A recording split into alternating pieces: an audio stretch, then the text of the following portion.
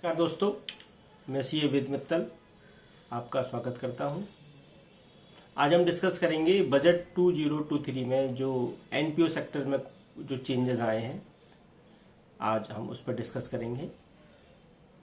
सबसे पहला चेंज आया है कि एक एनपीओ दूसरे एनपीओ को यदि करंट ईयर की इनकम से कोई वॉलेंटरी डोनेशन देती है तो अभी तक उसको 100% का बेनिफिट मिलता था।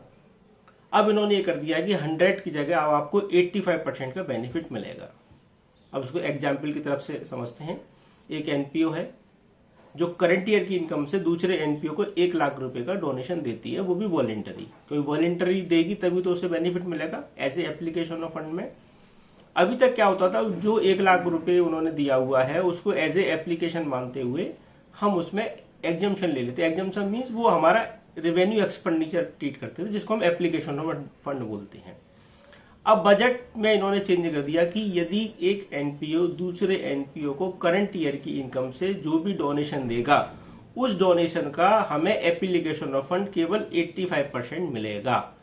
मीन्स यदि मैंने 100 रुपए दिए हैं तो मेरा 85% मीन्स 85 रुपीज मेरा एप्लीकेशन ऑफ फंड माना जाएगा। 15% जो है वो मेरा एप्लीकेशन ऑफ फंड नहीं माना जाएगा। एक चेंज तो ये आया है। अब हम दूसरे चेंज की तरफ बढ़ते हैं। दूसरा चेंज क्या है कि अभी तक क्या था कि मुझे मेरा एक ट्रस्ट है, एक एनपीओ है, तो पिछले बार रिज्यूम में इन्होंने 2 तरह के रजिस्ट्रेशन थे, एक तो प्रोविजनल रजिस्ट्रेशन, एक रेगुलर रजिस्ट्रेशन। प्रोविजनल रजिस्ट्रेशन का मतलब है मेरे पास में अभी तक किसी भी तरह का 12AA का कोई पुराना कोई रजिस्ट्रेशन नहीं है। तो पुराना जब रजिस्ट्रेशन नहीं है तो मैं यदि अप्लाई करूंगा, चाहे मेरी एक्टिविटी ऑलरेडी स्टार्ट है, लेकिन पहले मुझे प्रोविजन फाइल करना पड़ता था, और प्रोविजन आता है रजिस्ट्रेशन आने के बाद मुझे विद इन 6 मंथ या मैक्सिमम पीरियड ऑफ 3 ईयर, क्योंकि मेरी एक्टिविटी ऑलरेडी स्टार्ट है तो मुझे विद इन 6 मंथ में दोबारा फाइल करना पड़ता था। तो ये 2 तरह की एक्टिविटी बार बार होती थी। अच्छा, सारे फॉर्म भी 10A में भी जो भी इंफॉर्मेशन है वही फॉर्म नंबर 10A भी में सेम इंफॉर्मेशन है, तो रिडंडेंट होता था। तो अब उन्होंने चेंज ये किया हुआ है, यदि मेरा कोई ट्रस्ट जिसकी ऑलरेडी मेरी activity charitable activity already start है तो मुझे फिर प्रोविजनल फाइल करने की जरूरत नहीं है। मीन्स अब मैं डायरेक्ट रेगुलर ही फाइल करूंगा। तो ये एक अच्छा चेंज है, तो जिससे बार बार हमें जो बार बार फाइल करते थे, लेकिन ये चेंज की इफेक्टिवनेस है 1 अक्टूबर 2023 से। तीसरा चेंज आ रहा है कि ये बड़ा बहुत वैसा चेंज है, खतरनाक भी चेंज है, जिसको हम कहेंगे जिन एनपीओ ने अभी तक रजिस्ट्रेशन नहीं कराए, रिन्यूअल नहीं कराए। जैसे अभी क्या था, जितने जो ऑलरेडी ट्रस्ट हैं जिनके पास में 12AA, 80G, 1023C या अपना सेक्शन 35 जिनके ऑलरेडी रजिस्ट्रेशन थे, तो अब इन्होंने डेट जो दी थी वो दी थी 31 मार्च 2022 तक सबको रिन्यूअल कराने थे। या एक इन्होंने एक स्पेशल विंडो खोली थी 25 दिन के लिए, 1 नवंबर से 25 नवंबर तक। फिर भी काफी ट्रस्ट ऐसे हैं जिन्होंने अभी तक अपना रजिस्ट्रेशन रिन्यूअल नहीं कराया है। तो जहां तक मेरे पास में जो स्टैटिक्स डाटा है, लगभग 2,70,000 हम ITR 7 फाइल करते हैं। ITR 7 का मतलब है जिनके पास में ऑलरेडी रजिस्ट्रेशन है, अप्रूवल होगा। केवल 1,75,000 एनपीओ ने अपने आप को रिन्यूअल कराया है। मींस अभी भी लगभग 75,000 के पास ऐसे एनपीओ है जिन्होंने रिन्यूअल नहीं कराया।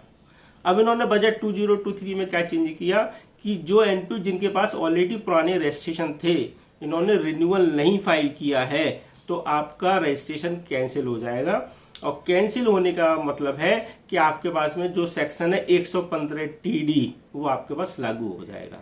115 TD क्या है कि एक्रेडिटेड इनकम मींस जो आपकी बैलेंस शीट में जो असेट साइड है, असेट साइड में जो भी आपकी असेट्स हैं उसकी मार्केट वैल्यू लगेगी, उसके बाद में लायबिलिटीज आपकी उसमें से लेस हो जाएगी, और जो आपके पास में अमाउंट बच रहा है उस पर स्ट्रेट फॉरवर्ड 30% का टैक्स लग जाएगा। तो ये सेक्शन बड़ी है। अब इसमें क्या करना है हमें, क्योंकि इसकी टाइम लिमिट 1 अप्रैल 2023 है, कि अभी तक जिन्होंने रजिस्ट्रेशन नहीं लिया हुआ है वो कृपया पहले अपने प्रोविजनल रजिस्ट्रेशन ले लें, और प्रोविजनल के बाद में फाइनल रजिस्ट्रेशन ले लें, अदरवाइज उनके सब पर 115 TD लागू हो जाएगा। अब फोर्थ जो उन्होंने चेंज किया हुआ है वो चेंज है फॉर्म नंबर 10 और 9A। अभी तक क्या होते थे, फॉर्म नंबर 10A और 9A हमें before the filing of the return file करने पड़ते थे, जिसकी डेट थी 31 अक्टूबर, और फॉर्म नंबर 10B की डेट थी हमारी 30 सितंबर।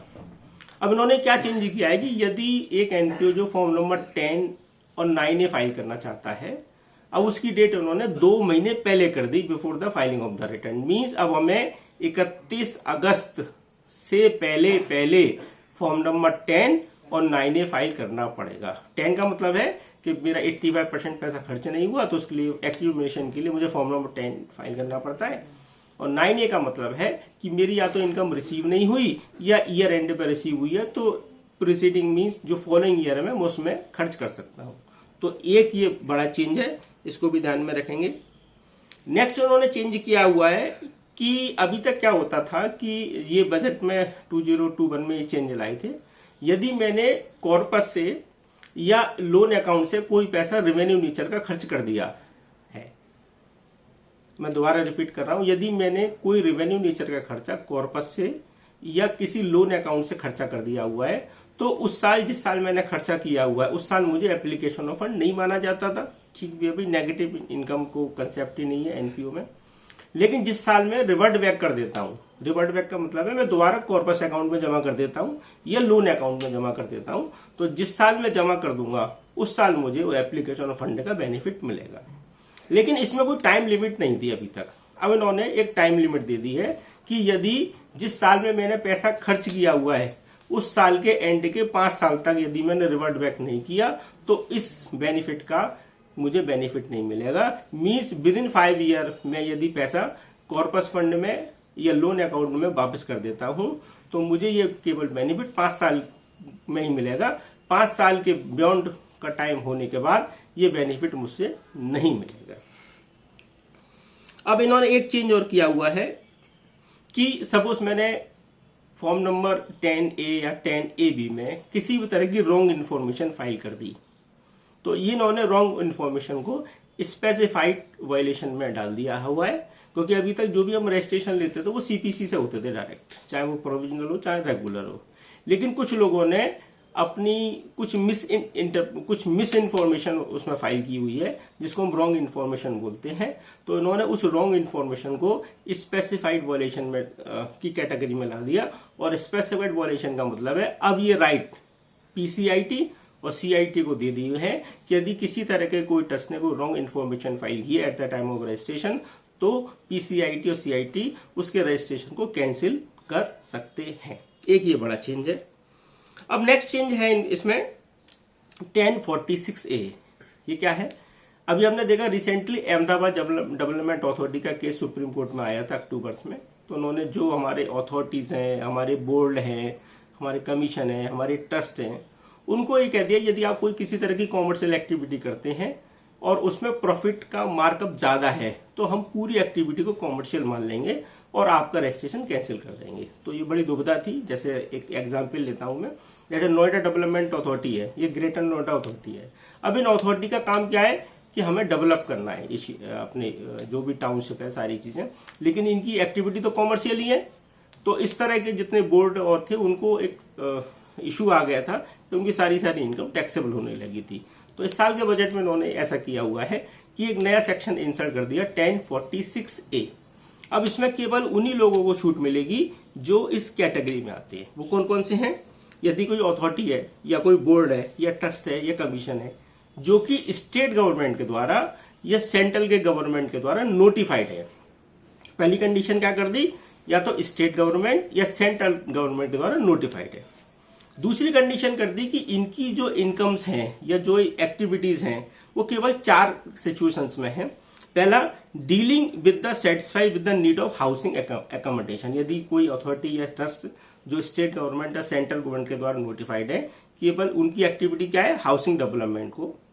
दूसरी है planning development improvement of city town and village.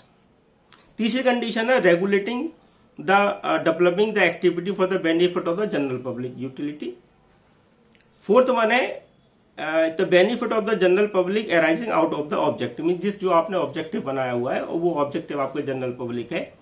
अगर इन्हीं में आप एक्टिविटी कर रहे हैं तो आपको 1046 में परव्यू 1046A में डाल दिया, जिससे आपकी इनकम पूरी पूरी एग्जम्प्ट हो जाएगी। लेकिन आपको 1046A में आपको एक रजिस्ट्रेशन कराना है और एक एप्लीकेशन फाइल करनी है इनकम टैक्स में, जिससे आप 1046 में नोटिफाइड हो जाओ।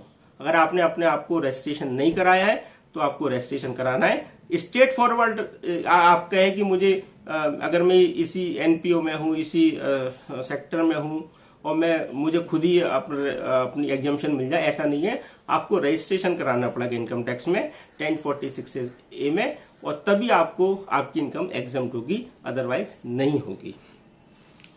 एक और इन्होंने चेंज किया हुआ है, 80G में कुछ ऐसे इंस्टीट्यूशन थे जिनकी इन्होंने 80G की मान्यता रद्द कर दी। ये 3 इंस्टीट्यूशन हैं, Jawaharlal Nehru memorial fund, Indira Gandhi memorial fund और राजीव गांधी फाउंडेशन।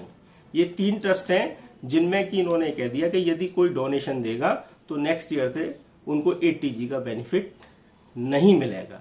तो ये दोस्तों, ये कुछ चेंज थे जो मैंने आपके सामने डिस्कस किए हैं, और थैंक यू।